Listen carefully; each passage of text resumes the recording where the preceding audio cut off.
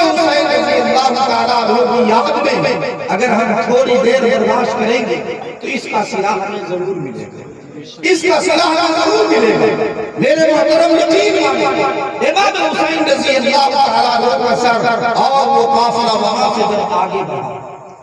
تو امام حسین رضی اللہ تعالیٰ عنہ کے گھر ایک باندی رہتی تھی جو سیدہ فاطمہ کی خدمت گزار اس کی خدمت کرتی تھی۔ میرے دوست اور بزرگوں، جب وہ پوری ہو گئی تو ان کو آزاد کر دیا گیا اور کہا گیا کہ اب آپ کام کاج کے لائق نہیں ہیں، لہذا آپ خدمت کا کام چھوڑیے، اب آپ اپنے گھر جائیے اور آرام کیجیے۔ اور امام حسین رضی اللہ تعالیٰ عنہ نے انہیں بہت سارا مال بھی دیا کہ آپ گھر جائیے، اس مال سے اپنا گھر بنائیے اور کھائیے پیئیے رہیے آرام سے۔ اب خدمت کے لیے بہت سارے لوگ ہیں وہ منتخب کر لیے جائیں گے۔ میرے دوست اور بزرگوں، وہ جب جانے لگی تو اس نے کہا کہ میں تو جا رہی ہوں لیکن میں جانے کے بعد میرا گھر نہیں ہے، میں گھر بناؤں گی، میں جب گھر بناؤں گی تو آپ میرے گھر ضرور تشریف لانا، آپ میرے گھر ضرور تشریف لانا۔ امام حسین نے وعدہ کر لیا چلو ٹھیک ہے ہم آئیں گے، خبر بھیجنا ہم آئیں گے۔ انہوں نے کہا صرف آپ نہیں، آپ کے ساتھ آپ کی اہلیہ بھی ہوگی، آپ کے ساتھ آپ کے بچے بھی ہوں گے، آپ کے ساتھ آپ کی بہن بھی ہوگی، آپ کے ساتھ آپ کے گھر والے بھی ہوں گے، سب کو لے کر آنا ہے، میں گھر بنا کر آپ کا انتظار کروں گی۔ امام حسین نے وعدہ فرما دیا چلو ٹھیک ہے ہم تمام گھر والے آئیں گے۔ میرے محترم یقین جانا، جب قافلہ اس گھر کے قریب پہنچا، اس گھر کے قریب پہنچا تو پڑاؤ کا وقت تھا، رکنے کا وقت تھا، شام ہو گئی، رکنے کا وقت۔ تو وہاں کے لوگوں نے کہا کہ آپ لوگ اگر پڑاؤ کرنا چاہتے ہیں تو یہاں ایک نیا مکان بنا ہے جو بہت عمدہ مکان ہے اور بہت بڑا مکان بھی ہے، لہذا آپ لوگ اگر کرنا چاہتے ہیں تو مناسب ہوگا کہ اس گھر والے سے بات کریں، یہ نیا مکان اور عمدہ مکان بڑا مکان ہے۔ تو میرے دوست اور بزرگوں، اس خاتون سے بات کی گئی کہ ہم لوگ اس قافلے کے ساتھ یہاں رکنا چاہتے ہیں۔ میرے دوست اور بزرگوں، انہوں نے کہا چلے ٹھیک ہے کوئی بات نہیں ہے، رک جائیں، میرا گھر بہت بڑا ہے، آپ لوگ آرام سے رہیں۔ تو یہ قافلے والے میرے دوست اور بزرگوں اس خاتون کے گھر میں پڑاؤ کیا، لیکن یہ لوگ جو اسیران کربلا تھے، میرے دوست اور بزرگوں، ان لوگوں کو صحن میں رکھ لیا، آنگن میں رکھ لیا۔ تو وہ خاتون کہتی ہے کہ آپ لوگ تو کمرہ لے لیے اور ان لوگوں کو صحن میں کیوں رکھا؟ تو کہا ان لوگوں کو صحن میں ہی رہنے تو یہ لوگ باغی لوگ ہیں۔ کہا باغی ہوں گے لیکن یہ تو میرے گھر آئے ہیں اور یہ تو میرا مہمان ہے، تو میرا مہمان ہے تو یہ صحن میں کیوں رہیں گے؟ ان کو بھی میرے گھر آنے دیجئے، آپ لوگ جس کمرے میں ہیں اسی کمرے میں رہیے، میں ان لوگوں کو اپنے کمرے میں رہنے۔ میرے دوست اور بزرگوں، یقین جانے، جب امام حسین رضی اللہ تعالیٰ عنہ کی زوجہ، آپ کی بہن، آپ کی بیٹی، میرے دوست اور بزرگوں اس کے کمرے میں گئے تو انہوں نے ان لوگوں کی ضیافت کی، دسترخوان لگایا، کھانا لگایا، پیش کیا کہ آپ لوگ یہ نہ سمجھیں کہ ہم باغی ہیں، ہم قیدی ہیں، آپ جو بھی ہیں ہمارے مہمان ہیں، آپ شوق سے میرے دسترخوان پر کھانا کھاتے۔ تو میرے دوست اور بزرگوں، یقین جانے، جب اس نے یہ بات کہی تو امام زینب کی آنکھوں سے آنسو روا ہو گیا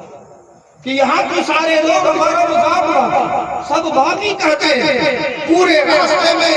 ہمارے سروں کو نیزوں پر اچھالا گیا اور شاہراہوں سے گزارا گیا،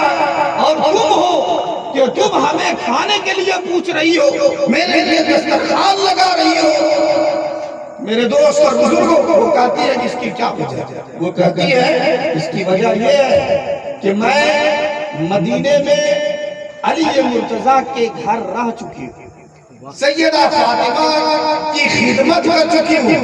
اور انہوں نے مجھے یہ درس دیا ہے، انہوں نے یہ تعلیم دیا ہے کہ تمہارے گھر کوئی بھی آ جائے، چاہے وہ ظالم ہو، وہ دشمن ہو، گنہگار ہو، اگر وہ تمہارا مہمان ہے تو تم اس کی ضیافت کرتے اور اس کی خدمت کرتے۔ امام حسین رضی اللہ تعالیٰ عنہ نے یہ بھی کہا کبھی کوئی مسافر مل جائے، کبھی کوئی لٹا ہوا قافلہ مل جائے تو تم اس کی خدمت پر گزرنا۔ تو لہذا میرے آقا کی بات مجھے یاد ہے، میرے مولا کی بات مجھے یاد ہے، میں یہ سیدہ فاطمہ کی لاؤنگی رکھ کرتا ہوں۔ آپ لوگ کہاں سے ہیں؟ آپ لوگ کہاں سے ہیں؟ میرے دوست اور بزرگوں، جب یہ کہا جاتا ہے کہ آپ لوگ کہاں سے ہیں تو ان کی آنکھیں پھوٹ پھوٹ کر رونے لگیں اور وہ کہتے ہیں کہ ہم مدینہ سے، مدینہ سے۔ تو وہ عرض کرتی ہے مدینہ سے، آپ کسی علاقے میں مدینہ میں رہتے تھے؟ تو میرے دوست اور بزرگوں، انہوں نے جواب دیا کہ تم سیدہ فاطمہ کی لونڈی ہو، ان کی کنیز ہو، ان کے گھر خدمت کا کام کیا ہے، تو تم ان کے گھر میں کس کو پہنچاؤ بتاؤ؟ تو انہوں نے کہا کہ امام حسین، سیدہ فاطمہ کا بیٹا چھوٹا تھا، میں اس کو گود میں کھلایا کرتی تھی۔ امام حسین کا بھائی امام حسن کو میں نے کھلایا ہے، امام حسین کی بہن زینب کو میں نے گود میں کھلایا ہے، ان سب کو میں جانتی ہوں۔ میرے دوست اور بزرگوں، اتنا کہنا تھا کہ سیدہ زینب روتے ہوئے یہ کہتی ہے کہ دیکھو جو سر نیزے پر چڑھا ہوا ہے وہی تو حسین ہے، اور جو تم مجھ سے بات کر رہی ہو میں چہرے سے نکال دیکھ لو میرا ہی نام زینب ہے، میں ہی زینب جسے چٹے کھلاتا۔ میرے دوست اور بزرگ یقین جانا، جب اس نے یہ بات دیکھی کہ یہ وہی زینب ہے جس کو میں گود میں کھلایا، یہ وہی حسین ہے جس کو میں نے کھلایا کرتی تھی، میرے دوست اور بزرگوں یہ سننے کے بعد اس کے اوپر غشی تاری، وہ بے ہوش ہو گئے، اور اس کے بعد اس کی زندگی کا مقصد نہیں تھا، پانی کا چیٹا مارا جاتا، ہوش آتا، اسی طرح رات بھر ہوتے رہا۔ جب یہ قافلہ صبح روانہ ہونے لگا تو وہ بھی اس دنیا سے رخصت ہو گئی اور اس کی بھی روح پرواز کر گئی۔ اندازہ کریں میرے دوست اور بزرگ، امام حسین رضی اللہ تعالیٰ عنہ کا لٹا ہوا یہ قافلہ وہاں سے گزرتا ہوا جب دمشق پہنچا، جہاں یزید تخت نشین ہے، دمشق پہنچا تو یزید پہلے سے پورے شہر کو سجوا دیا تھا کہ اسے خبر دے دی گئی تھی امام حسین اور تمام اسیران کربلا کے سر کو لے کر آ رہے۔ میرے دوست اور بزرگوں خوشی کے نغارے بجا رہے تھے، ڈھول اور تانشے بج رہے تھے، اور وہ اپنی کامیابی کا جشن منا رہا تھا۔ اس طرح میرے دوست اور بزرگ امام حسین رضی اللہ تعالیٰ عنہ کا قافلہ جب دمشق پہنچا تو دمشق میں ایک صحابی حضرت سہل رضی اللہ تعالیٰ عنہ تجارت سے آئے تھے۔ انہوں نے کہا یہ نغارے کیسے ہیں، یہ باجے کیسے ہیں، یہ خوشیاں کیسی ہیں؟ تو لوگوں نے بتایا کہ یزید کا کوئی بابی ہے، اس کا سر کچلا گیا ہے، وہ اب آ رہا ہے اور وہ اسی دروازے سے اسی گلی سے گزرے گا۔ کہا وہ بابی کون تھا؟ تو کہتے وہ بابی سننے میں آ رہا ہے کہ نواسے رسول، اتنا سننا تھا کہ صحابی رسول دوڑ کے اس جانب گئے، اور میرے دوست اور بزرگوں جب قریب گئے اور انہوں نے دیکھا کہ امام حسین کے سر نیزے پر جو پہچانتے تھے، سیدہ زینب کو دیکھا، سیدہ سکینہ کو دیکھا، امام حسین رضی اللہ تعالیٰ عنہ کے گھر کے مستورات کو دیکھا تو ان کے قریب گئے اور ان کی مدد کرنا چاہا، اور انہوں نے کہا کہ اگر تم لوگ کچھ مجھ سے خدمت لینا چاہتے ہو تو کہو، اس وقت جو میں کر سکتا ہوں میں کروں گا۔ تو سنیں امام حسین رضی اللہ تعالیٰ عنہ کی بیٹی نے کیا کہا؟ ان کی بیٹی نے کہا کہ اب آپ میری کیا مدد کریں گے؟ سارے لوگ میرے دشمن ہیں، ایک آپ تنہا کیا کریں گے؟ اگر آپ کچھ کرنا ہی چاہتے ہیں تو میرے ابا کا جو سر ہے اس کو خوب آگے کروا دیں۔ اس کی وجہ یہ ہے کہ وہی سر دیکھیں کہ یہ سارے لوگ اکٹھا ہوتے ہیں اور یہاں قریب میں آتے ہیں، اور ہم عورتیں اسی جگہ ہیں تو ان لوگوں کی نظریں ہم لوگوں پر بھی پڑتی ہیں، اس لیے میرے ابا کا سر آگے کروا دے تاکہ لوگ ادھر ہی رہیں، ہم لوگ لوگوں کی نظروں سے بچ سکیں۔ آپ یہ کام کرنا کس نے کہا؟ امام حسین رضی اللہ تعالیٰ عنہ کی بیٹی نے کہا۔ میرے دوست اور بزرگوں سنے، وہ بیٹی ابھی چھوٹی ہے لیکن غیرت کا یہ عالم، شرم کا یہ عالم، حیا کا یہ عالم ہے کہ میرے ابا کا سر دور کروا دے، ہمارا حق کیا ہم گھر میں رہتے ہیں، ہماری بیوی میک اپ کر کے میلہ میں جاتی ہے۔ میرے دوست اور بزرگوں، ہم 4 دن کی میلے میں اپنا وقت گزارتے ہیں، اور میرے دوست اور بزرگوں ہم اپنی بیٹیوں کو خوب شوق سے بھیجتے ہیں، اور میرے دوست اور بزرگوں حیا اور پردے کا کوئی خیال نہیں رہتا، اس بات کا کوئی پاس و لحاظ نہیں کرتا، اور ہم میرے دوست اور بزرگوں بے حیائی کا کھلا کھلا ثبوت پیش کرتے ہیں۔ میرے دوست اور بزرگ یقین جانے، سیدہ زینب رضی اللہ عنہا، سیدہ سکینہ رضی اللہ عنہا یہ کہتے ہیں کہ میرے ابا جان کا سر آگے کر دیا۔ میرے دوست اور بزرگوں، پھر وہ شخص سہل رضی اللہ تعالیٰ کچھ درہم دے کر کے یہ کہتے ہیں کہ یہ سر کو تھوڑا آگے کر دے تاکہ ان مستورات کو کوئی دقت نہ ہو۔ وہ سر حسین کو آگے کرواتے ہیں، اور پھر اس طرح سے میرے دوست اور بزرگوں امام حسین رضی اللہ تعالیٰ عنہ کا سر یزید کے پاس پہنچتا ہے۔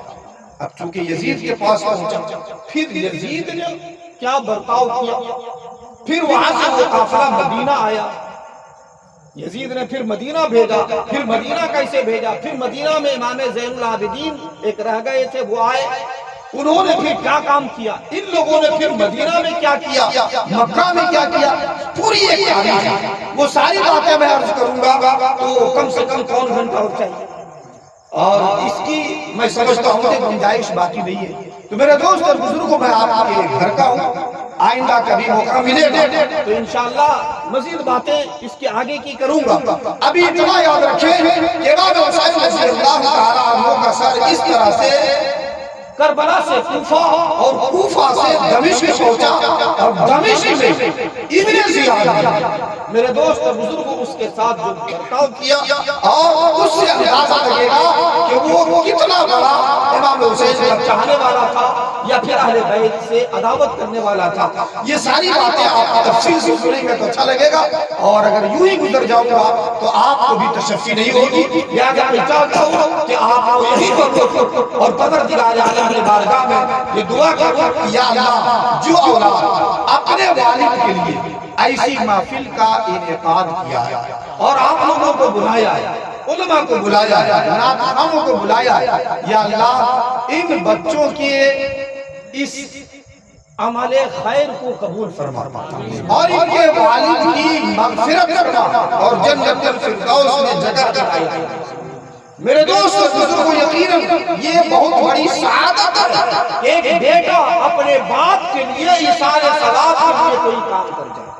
لیکن ہم ایسے ہیں کہ ہم اپنے بیٹے کا تیجا، چہارم، 40واں اور پھر برسی، اس کے بعد پھر بھول جاتے ہیں،